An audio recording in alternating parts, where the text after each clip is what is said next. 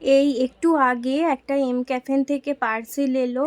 এদিকে অর্ঘ্যর চা বানানো কমপ্লিট আর আমারও সমস্ত কাজবাজ কমপ্লিট হয়ে গেছে। এবার চা খাওয়ার পালা আর কি।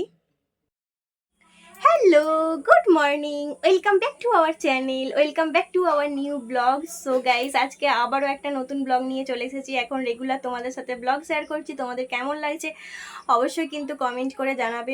এক নিঃশ্বাসে বলে দিলাম। তো যাই হোক, আজকে সকালেই ঘুম থেকে ওঠা হয়েছে, বেডটা ক্লিন হয়ে গেছে। বেডটা ক্লিন থাকলে না মনটাও ভালো থাকে, যে সমস্ত কাজ সকাল সকাল হয়ে গেলে আর কি। দেখো, ক্লিন করে নিয়েছি বেড, শান্তি এখন। তো এবার ব্রেকফাস্ট করব। আজকে ব্রেকফাস্টে একদম দেশি খাবার খাবো। সেটা হচ্ছে তোমার কি বলে, মানে আমাদের বাঙালিদের প্রিয় খাবার মুড়ি। মুড়ি, তার সাথে হচ্ছে চপ। এটা মানে সবাই প্রায় খেয়ে থাকে, 19-20 খেয়েই থাকে। আর তার সাথে হচ্ছে চা তো মাস্ট, আমাদের বানতা হ্যাঁ। এখন প্রায় চা খাই। চাটা অ্যাভয়েড করার চেষ্টা করি কিন্তু পারি না। একটু ঠান্ডা ঠান্ডা ওয়েদার হলে খেয়েই নি। কালকে বৃষ্টি হয়েছে, সন্ধ্যার দিকে দেখলেই ব্লগে শেয়ার করেছি বৃষ্টি হয়েছে। সেই জন্য আজকেই ভাবলাম যে হ্যাঁ, এই ঠান্ডা ঠান্ডা ওয়েদারে একটু চা খাওয়া যাক। তো সেটাই আর কি হচ্ছে। চলো ব্রেকফাস্টে কি কি হচ্ছে সেটাই দেখাচ্ছি, দেখতে থাকো।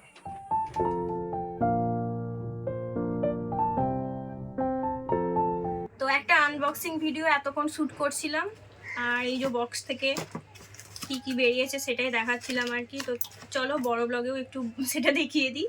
একটা টোনার নিয়েছি এম ক্যাফেনের, একটা ফেস মাস্ক কফির। এটা প্রথমবার ট্রাই করব, এটাও প্রথমবার ট্রাই করব। আর এর সাথে দুটো গিফট, ছোট ছোট মিনি, একটা বডি স্ক্রাব। এটা আবার অন্য একটা উইথ বেরিজ, এটা আলাদা। যেটা আমরা ইউজ করি সেটা নয়, এটা আলাদা। দেখবো কেমন ইউজ করে। এটা একদিনে দুবারই শেষ হয়ে যায়, এক দুবার। আর এটা সেই ময়েশ্চারাইজার, আগের যেটা ছিল আবার আবার একটা এসেছে। তো এইগুলোই ছিল আর কি।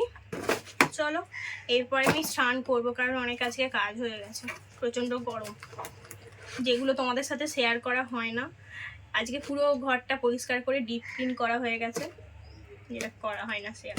তো এখন স্নান করব, তারপরে আসবো আবার, দেখতে থাকো। আজকে তো রান্না বান্না তোমাদের সাথে কিছুই শেয়ার করি না, ইচ্ছা করেই করি না, কারণ আজকে চিকেন আর ভাত অ্যাজ ইউজুয়াল, সেই জন্য আর নতুন করে শেয়ার করার কিছু নেই।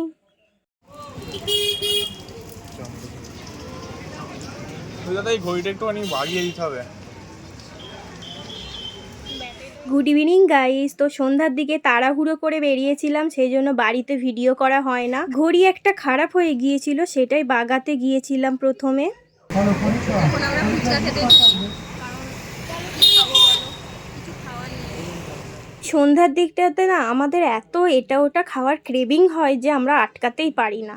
আজকে যেমন আমার প্রচণ্ড ইচ্ছা করছিল এই ফুচকা খেতে, কিন্তু অর্ঘ্যর আবার ইচ্ছা করছিল না, ও তাই খেলো না।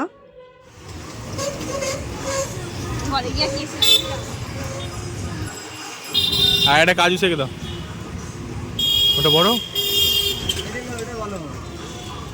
বড় নেই,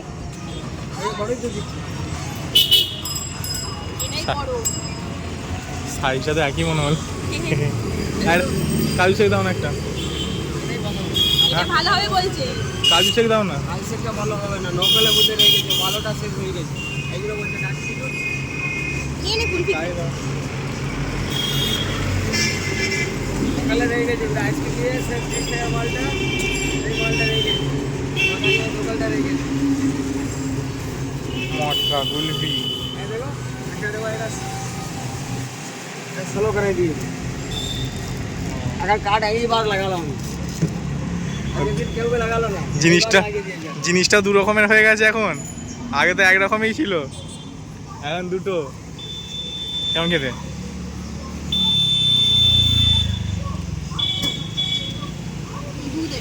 কুলফিটা সত্যি কথা বলতে খেতে খুবই সুন্দর। 30 টাকা পার পিস নিয়েছে, সেই তুলনায় ওয়াইজ অনেক অনেক বেটার খেতে।